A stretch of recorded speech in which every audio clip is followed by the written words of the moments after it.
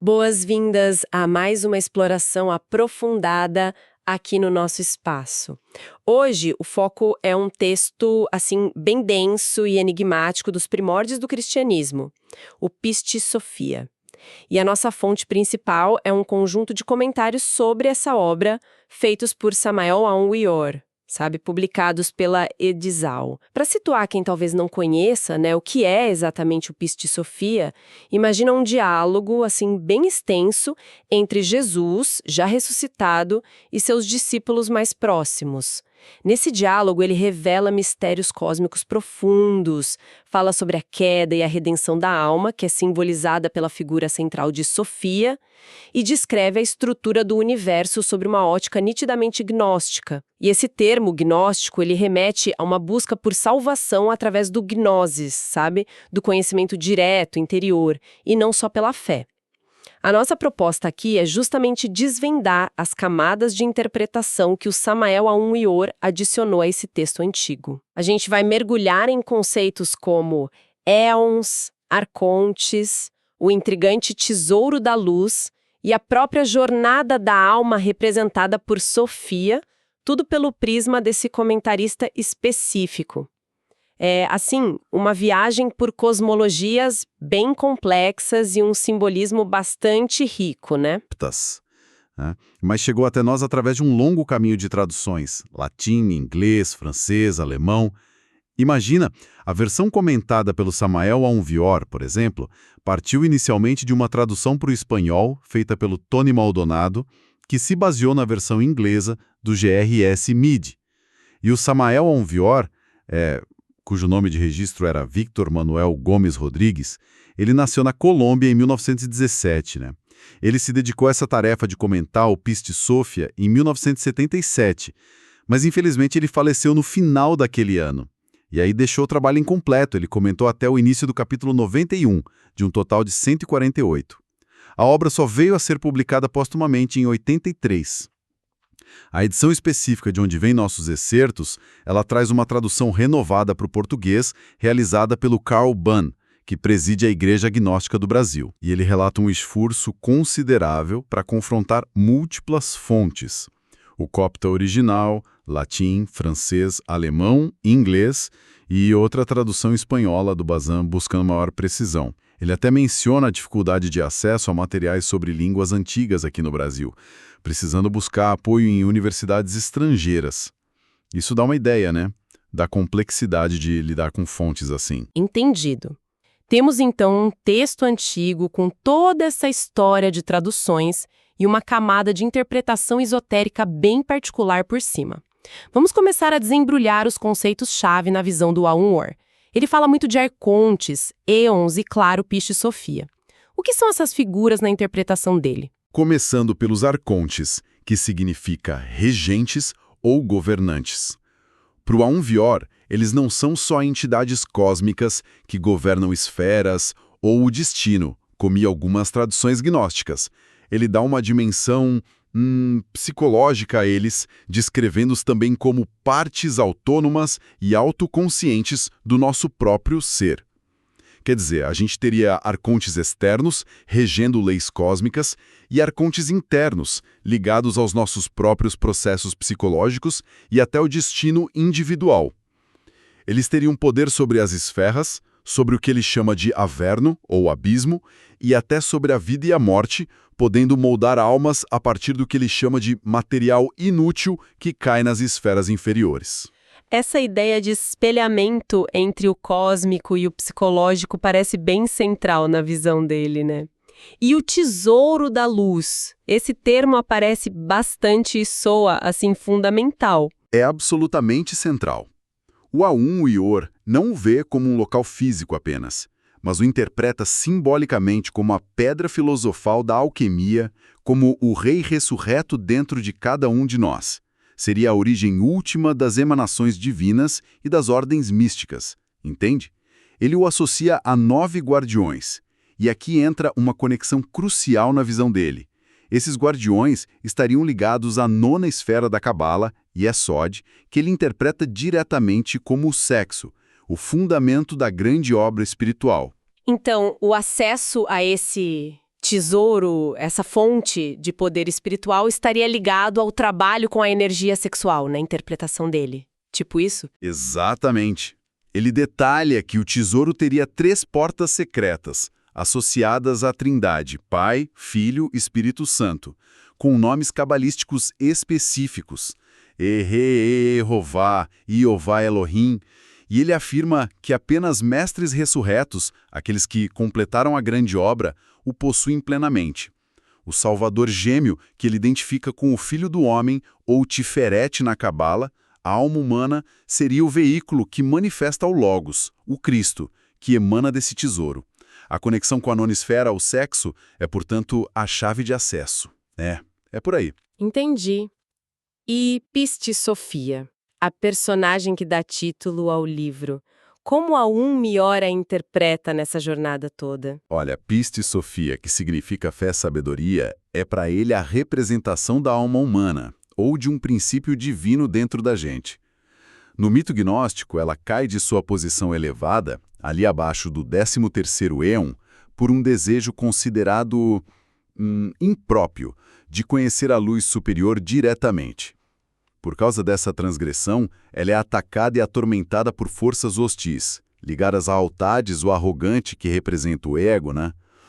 A parte central do texto descreve os 13 arrependimentos de Sofia, suas súplicas por ajuda e sua gradual ascensão.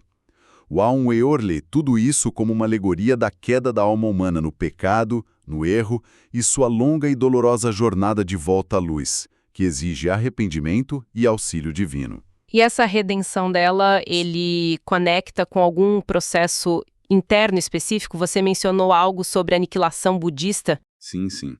Ele associa a redenção final de Sofia, que ocorre lá no 13º Om, com o conceito de aniquilação budista, que na linguagem dele significa morte radical do ego, a dissolução completa dos nossos defeitos psicológicos. Ou seja, a plena sabedoria e fé só seriam alcançadas com a eliminação total do ego. É um processo bem radical. Isso nos leva direto à importância que o Aun-Weor dá ao trabalho psicológico interior. Essa ideia de aniquilação do ego parece ser um pilar mesmo da interpretação dele. Como ele descreve esse processo? É um pilar fundamentalíssimo. Para o Aun-Weor, o ego não é uma entidade única, mas um conjunto de agregados psíquicos. Cada defeito nosso, ira, cobiça, luxúria, orgulho, preguiça, enfim, seria um eu distinto, uma entidade psicológica com sua própria vontade que ele descreve como tendo formas animalescas ou monstruosas na dimensão psicológica, sabe? Ele é bem enfático. Enquanto esses agregados existem, a nossa consciência verdadeira está aprisionada, adormecida. E como se daria a dissolução desses eus? Não parece simples. Não, não é mesmo. Ele afirma que dissolver o ego é o que permite cristalizar a alma, ou seja, liberar a essência divina e manifestar as virtudes e os poderes latentes do ser. Mas esse processo não seria fácil. Requeriria passar por grandes crises emocionais, uma espécie de cozimento psicológico. Ele usa a metáfora de ferver a água 100 graus Celsius. É preciso intensidade e sofrimento consciente para desintegrar as estruturas egóicas e permitir que algo novo e puro, a alma cristalizada, se forme. É um trabalho ativo, sabe? E doloroso de autoobservação e compreensão profunda dos defeitos. E se a pessoa não fizer esse trabalho em vida, o que acontece? Nesse caso, Aun-Weor fala da segunda morte. É um conceito que ele pega de fontes esotéricas e do Apocalipse. Seria uma dissolução involuntária e muito mais lenta do ego e dos corpos inferiores nos mundos infernais, o Averno, depois de se esgotarem os ciclos de reencarnação. Isso permitiria à essência, a partícula divina, ser libertada para recomeçar todo o ciclo evolutivo desde os reinos minerais. Mas seria um processo de imenso sofrimento e perda de tempo cósmico. Na visão dele, o ideal seria fazer a aniquilação voluntariamente, em vida. Com certeza. Entendi. E como a energia sexual se encaixa nesse processo de aniquilação do ego e cristalização da alma? Você mencionou a nonosfera como central. Defende a prática da transmutação sexual, que ele chama de alquimia sexual ou arcano AZF.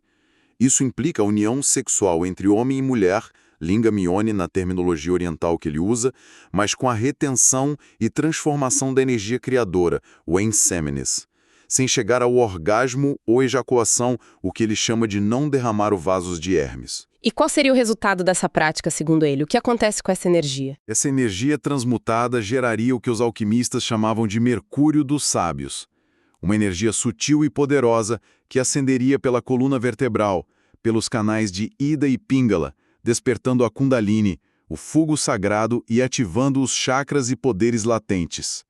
E mais importante ainda, essa energia seria o material para construir ou fabricar os corpos existenciais superiores do ser, o corpo astral solar, o mental solar e o causal solar. Sem esses corpos, o indivíduo seria apenas um animal intelectual, com um princípio de alma, mas não um homem verdadeiro. Esses corpos solares seriam feitos de ouro puro, o tal do Soma Eliakon. Ele chega a usar simbolismos do tarô para explicar isso também. Sim, sim. Ele conecta diretamente essa dinâmica ao arcano 15 do tarô. Aquele que geralmente representa o diabo, né? Mas que ele interpreta como Lúcifer Bafometo, simbolizando a força sexual bruta, o impulso criador. A chave estaria em não ser dominado por essa força, representada pelas figuras acorrentadas no arcano, mas em controlá-la e direcioná-la para cima. Daí a ideia de ferir Bafometo com a lança da vontade e da castidade científica, como ele diz. Para ele, o sexo é a manifestação do poder do Espírito Santo, e por isso o mau uso dessa energia, delitos sexuais, infrassexualidade, seria o pecado mais grave, o pecado imperdoável contra o Espírito Santo.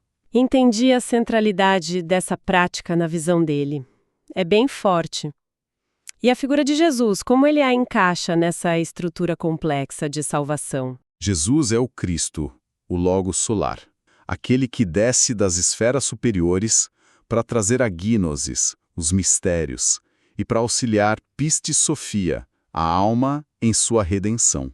Sua famosa transfiguração, descrita lá no capítulo 2 do Pistis Sophia, é interpretada pelo Unwert, especificamente, como a manifestação visível da força sexual crística acumulada, vinda da luz das luzes.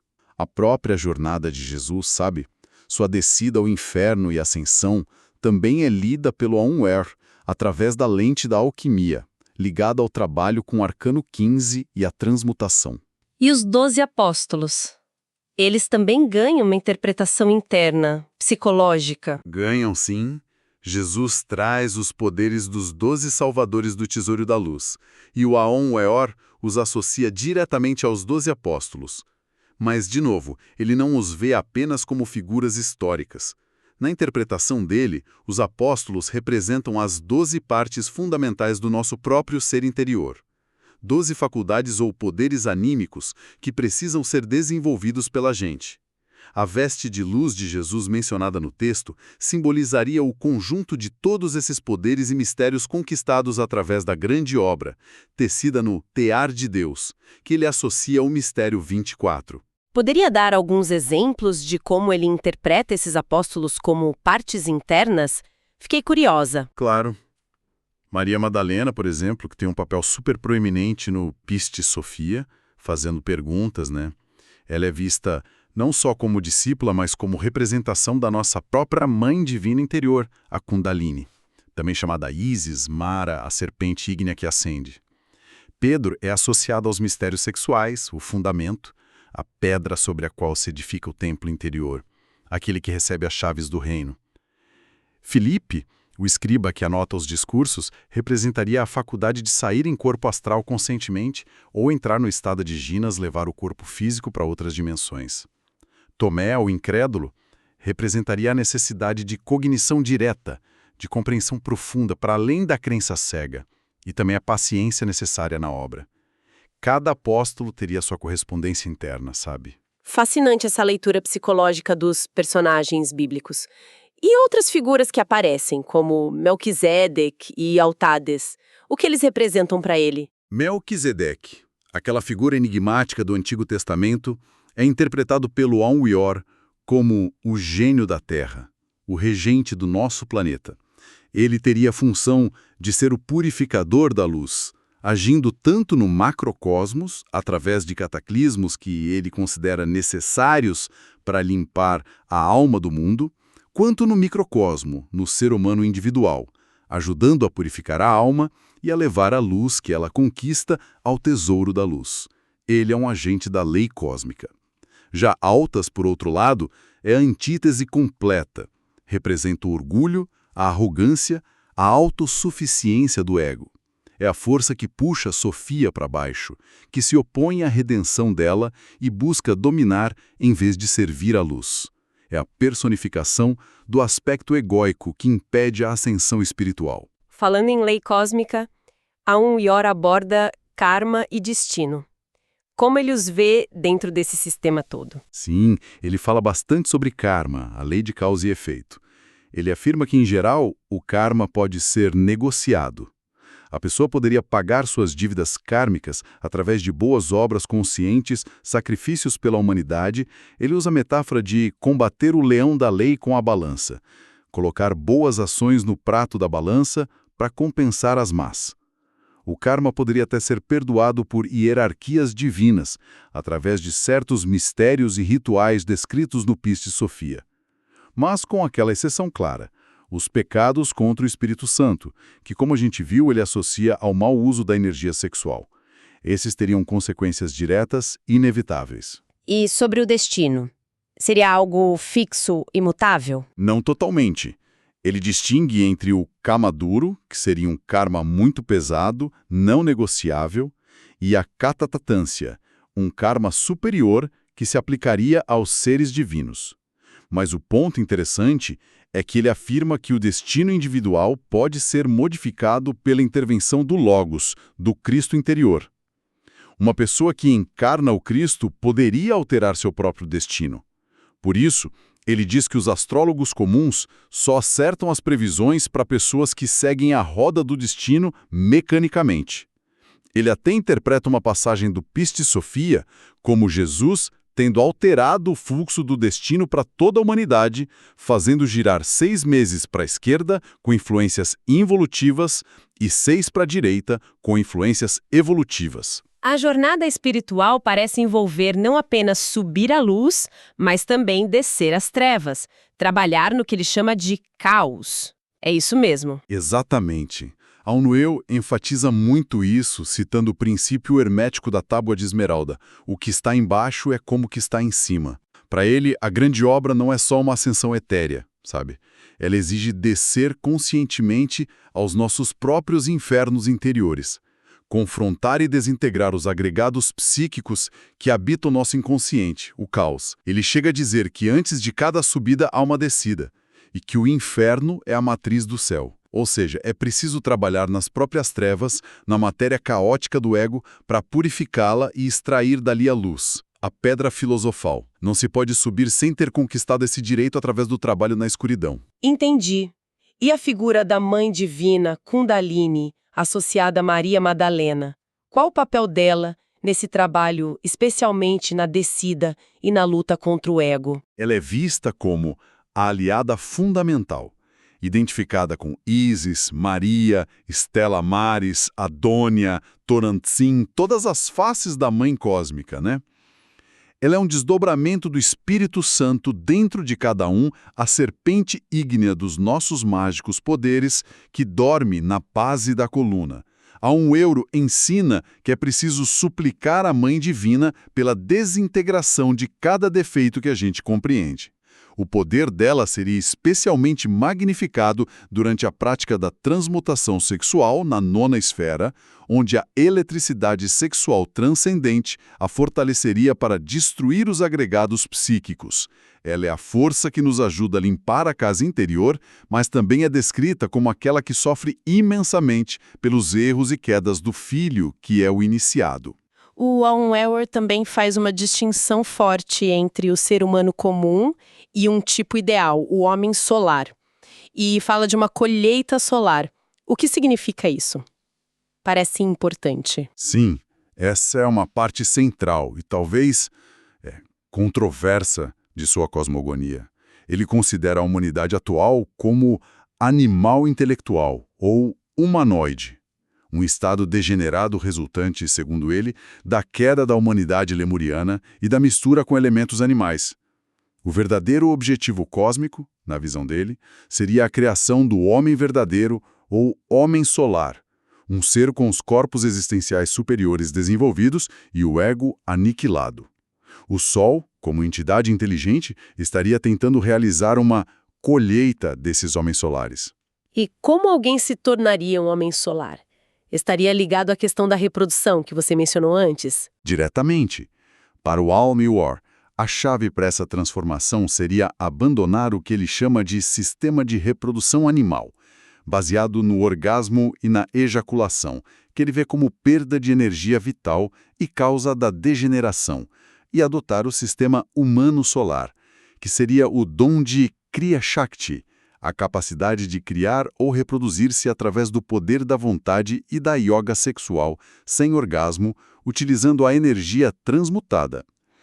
Ele considera a raça atual, por ser majoritariamente lunar, dominada pelo ego e pela reprodução animal, como fadada a um fim catastrófico. Ele menciona o Catum 13 Maia e o planeta Herculubus, mas acredita que ainda há uma chance para o Sol colher alguns indivíduos que alcancem o estado solar antes desse fim. Nossa, ele também fala de diferentes tipos de mente, certo? Como isso se relaciona com o despertar da consciência? Isso, ele descreve 3 níveis. A mente sensual, que só acredita no que os 5 sentidos percebem, totalmente materialista, ele associa aos saduceus bíblicos. Depois, a mente intermédia, que vive de crenças, dogmas, teorias, mas sem experiência direta, associada aos hipócritas fariseus. E, finalmente, a mente interior. Essa última só se abriria, segundo ele, após a aniquilação do ego com o despertar da consciência. É através da mente interior que se teria acesso direto à Sófia, a sabedoria divina e à razão objetiva do ser. A verdade estaria além do alcance das mentes sensual e intermédia. E o Piste Sofia também descreve figuras bem sombrias, né? Os arcontes do caminho do meio, como Aun-Weor os interpreta. Ele os vê como entidades ou leis cósmicas que atuam após a morte física no chamado caminho do meio, punindo as almas desencarnadas pelos seus vícios predominantes.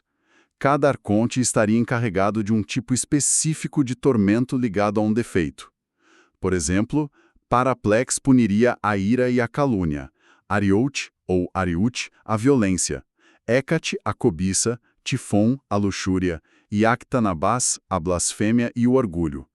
As almas passariam por esses tormentos por períodos determinados, como uma forma de purgação kármica, sabe? Antes de poderem retornar à esfera para um novo ciclo ou serem liberadas por intervenções superiores mencionadas no texto, como o olhar de Ieu ou Melquisedeque.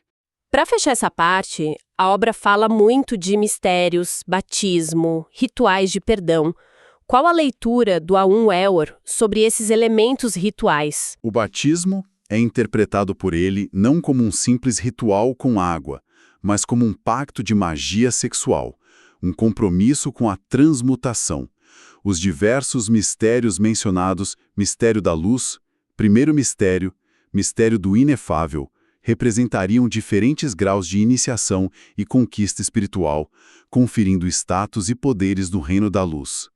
Esses mistérios teriam o poder de perdoar pecados, inclusive os cometidos após recebê-los, desde que houvesse arrependimento genuíno e trabalho para corrigir o erro. No entanto, ele adverte severamente que pecar deliberadamente após receber os mistérios mais elevados, sem se arrepender, levaria a um destino terrível, ser lançado ao dragão das trevas exteriores, uma espécie de devolução cósmica final, assim, bem pesado.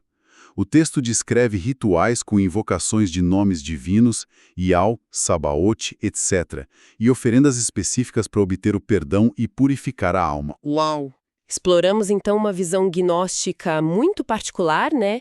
Intensamente filtrada pela ótica do Samael Aun-Weor.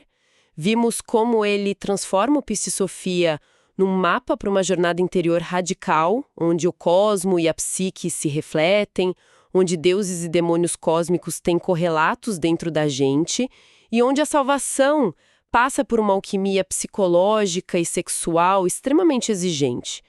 O que a gente pode tirar de essencial dessa interpretação toda? Pois é, a leitura do Aon Weor pega esse texto gnóstico antigo e o converte num manual prático para o que ele denomina autorrealização íntima do ser. É uma fusão ousada de cosmologia gnóstica, com seus éons e arcontes, psicologia profunda, focada na desintegração do ego multifacetado, alquimia sexual, com a transmutação na nona esfera como chave mestra, e um misticismo cristão reinterpretado esotericamente. É muita coisa junta. O caminho que ele propõe é árduo, sem dúvida, repleto de perigos e exigências, mas visa, em última análise, a transcender a condição humana comum, o animal intelectual, para alcançar o estado de homem solar, um ser divinizado e consciente. A complexidade dos símbolos e da terminologia é grande, né? Mas a mensagem central é a possibilidade de redenção ativa, de retorno à divindade através do autoconhecimento, da gnosis e de um trabalho consciente e metódico sobre si mesmo, aqui e agora. Fica, então, uma pergunta ressoando depois dessa nossa conversa, se, como propõe essa interpretação tão singular do Aon Weor, o nosso universo interior é de fato um espelho de estruturas cósmicas, habitado por fragmentos do nosso próprio ser divino, como os apóstolos internos ou a Mãe Divina, mas também por forças adversárias, que são projeções do nosso próprio ego, os arcontes internos. Que imensidão de paisagens, de poderes e de desafios ainda jazem inexplorados dentro da nossa própria consciência, né? Esperando apenas serem descobertos, confrontados ou despertados. Uma questão para a gente refletir, levando adiante o eco dessa exploração do Piste Sophia, comentado por Samael Aon Weor.